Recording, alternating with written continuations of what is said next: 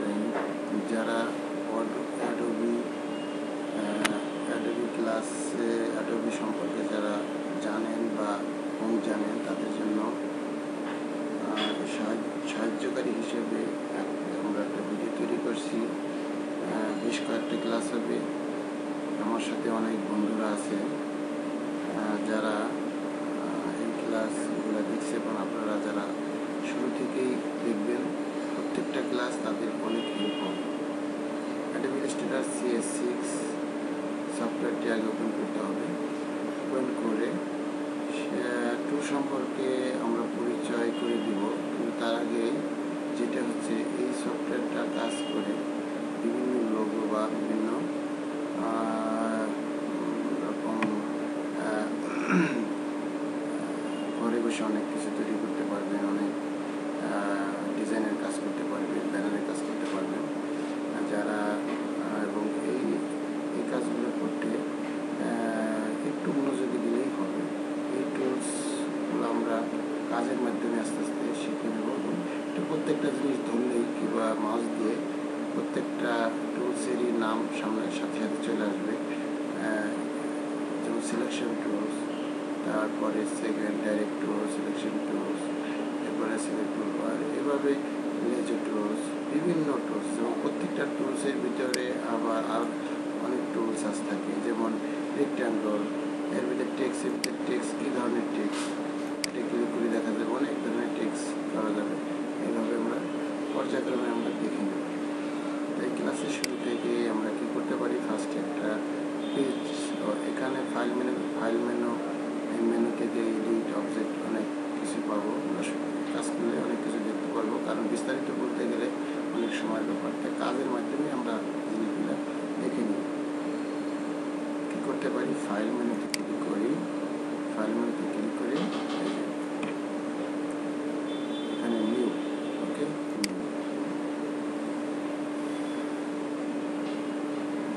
নিউতে click করলাম। দেখেন এখানে আছে ফার্স্ট আমরা একটা ফাইলের নাম নিই P1 ফার্স্ট ক্লাস। এখানে দেখেন কাস্টম, প্রিন্টার, ওয়েব, রাইট, বিভিন্ন আছে ফিল্ম, যে যেটা নিয়ে কাজ করবেন সেটা আগে সিলেক্ট করে নেবেন। আমি একটা ওয়েব পেজ সিলেক্ট করলাম। ওয়েব পেজে সিলেক্ট করে এখানে অনেক রেজলিউশন আছে, আমি সর্বোচ্চ রেজলিউশন দিলাম, ওকে। সেটার উইথ আছে 1280 পিক্স এবং হাইট।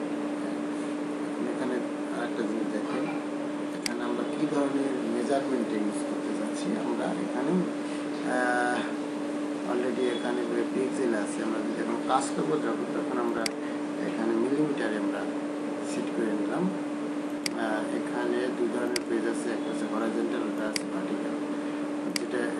এটা হচ্ছে হরাইজন্টাল, ভার্টিক্যাল। এখন আমরা পেজটার ল্যান্ডস্কেপ দেখতে যাচ্ছি, এই জন্য এটা সেট করে নিলাম। এখানে অ্যাডভান্স আছে, অ্যাডভান্সে যে আপনারা দেখতে পারবেন অ্যাডভান্সে এখানে RGB কালার যে কালার আছে এগুলো আমরা RGBতেই নিয়ে রাখি। এরপরে এখানে এটা দরকার নেই আপাতত। এভাবে একটা পেজ সিলেক্ট করতে পারি। এরপরে যে পেজটা তৈরি হবে একটির নাম হচ্ছে আর্টবোর্ড। আর্টবোর্ডকে আমরা একটা বোর্ড নেব না, দুইটা না, তিনটা না, পাঁচটা, যে কয়টা বোর্ড নেবেন সে আমি দুইটা বোর্ড নিলাম, টু আর্টবোর্ড, ওকে, ক্লিক করলাম। একটা আর্টবোর্ড, দুইটা আর্টবোর্ড, ঠিক আছে। যদি আমি এইখানে আবার দিই নিউ পেজ দিয়ে, এখানে যদি আমি একটা 1 দিই তাহলে নিউ একটা পেজ, এখানে পেজটা আগে ডাউনলোড, এখন প্রিন্টার সেকশন সেট করলাম আপনাদের দেখানোর জন্য, ওকে। অনলি ওয়ান আর্টবোর্ড, এগুলো হচ্ছে আর্টবোর্ড। এখন আমরা এই পেজটা একটা কাজ করি, সেটা হচ্ছে ফার্স্টে যে কীভাবে আমরা বিভিন্ন টুল দিয়ে বিভিন্ন জিনিস, বিভিন্ন শেপ তৈরি করতে পারি। ফার্স্টে আমরা শেপ নিয়ে কাজ করি। আচ্ছা, এই পেজকে দুই ধরনের হতে পারে পেজে। একটা হচ্ছে এটা আগে ফার্স্টে এটা ফিল, আর একটা হচ্ছে স্টক। এখানে দুই ধরনের কালার আমরা ইউজ করতে পারি, একটা ফিল কালার আর একটা স্টক কালার। এখন আমরা টোটাল পিসটাকে ফার্স্ট আমরা কালার করি। সে একটা কালার সিলেকশন করি, সে red colour, red, select rectangle, click,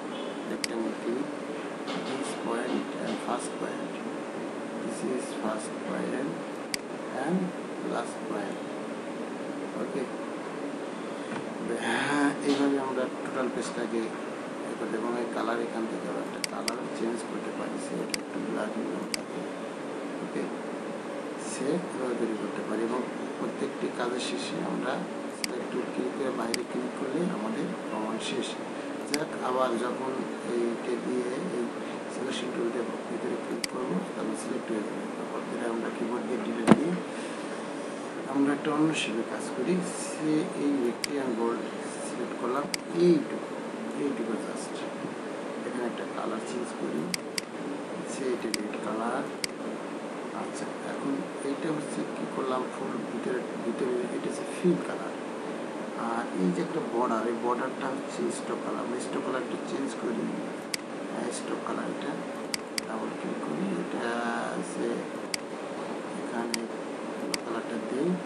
এখন কালার দেখা যাচ্ছে না, বাট কালার আছে, দেখেন কীভাবে আমরা এখানে একটু বাড়িয়ে দিই, তাহলে দুইটা কালারই আমরা দেখতে পেলাম, একটা হচ্ছে স্টক, একটা ফিল।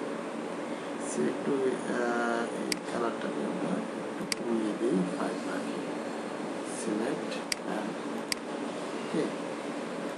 এখন এখানে ফার্স্ট এখানে যেটা আছে সিলেক্ট টুল, একটা আছে ডাইরেক্ট টুল। ডাইরেক্ট টুলের কাজটা সিলেক্ট টুলটা একবার সিলেক্ট করলাম, এই করলাম, সিলেক্ট করলে মুভ করলাম, সিলেক্ট দিয়ে মুভ করলাম, বাট ডাইরেক্ট টুলের কাজটা কি দেখুন।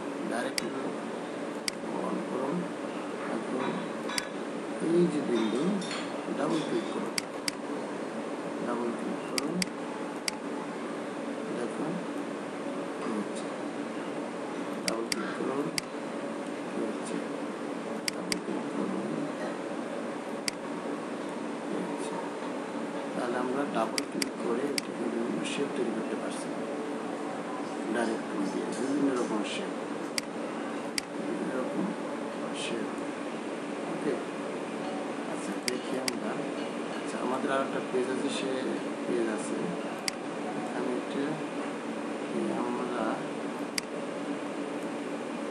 ডাবল ক্লিক করতে হবে, চেঞ্জ করতে হবে, সেখানে সে আমরা একটা প্র্যাকটিস করি, সেটা একটা ইলিপস রেক্ট্যাঙ্গলের মাধ্যমে হতে পারে, না সরি কন্ট্রোল জেড আন্ডো, একটা ইলিপস, সেটা ইলিপস। এখন দেখি ডাইরেক্ট টুলটা কী করতে পারে, ডাইরেক্ট টুল সিলেক্ট,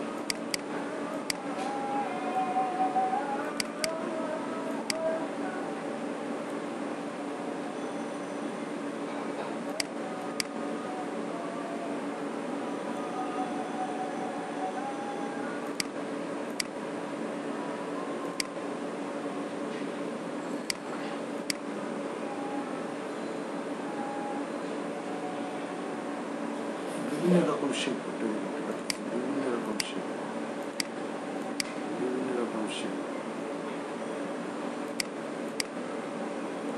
ওকে, তাহলে এটার কালারটা আমরা ফিল কালার ইয়ে করে দেবো, অফ করে দিই, তাহলে ফিল কালার থাকবে না। এভাবে আমরা বিভিন্ন রকম এখান থেকে কালার চেঞ্জ করতে পারি। সে fill colour not this is fill color, change fill color, change, okay, select আমরা কালার করতে পারি। তাহলে আমরা এখানে কি দেখলাম, direct colour, direct select tool and direct tool কীভাবে ইউজ করা যাবে, কালার কীভাবে চেঞ্জ করা যাবে, এবং ডাইরেক্ট টুল দিয়ে কীভাবে শেপ তৈরি করা যাবে, এবং এই পদ্ধতিটি আমরা আস্তে আস্তে কাজে লাগাবো। আজ এই পর্যন্তই ফার্স্ট ক্লাস। আপনারা সঙ্গে থাকুন এবং পরবর্তী ক্লাসের জন্য অপেক্ষা করুন। আমাদের সাথে যে বন্ধুরা আছে তারা অনেকেই এই কাজগুলো দেখলো এবং পরবর্তীতে তারা প্র্যাকটিস করবে। কোনো রকম কোনো জায়গা বোঝার সমস্যা হলে অবশ্যই পরবর্তী ক্লাসে আরও ডিপলি দেখানো হবে। Thank you everybody.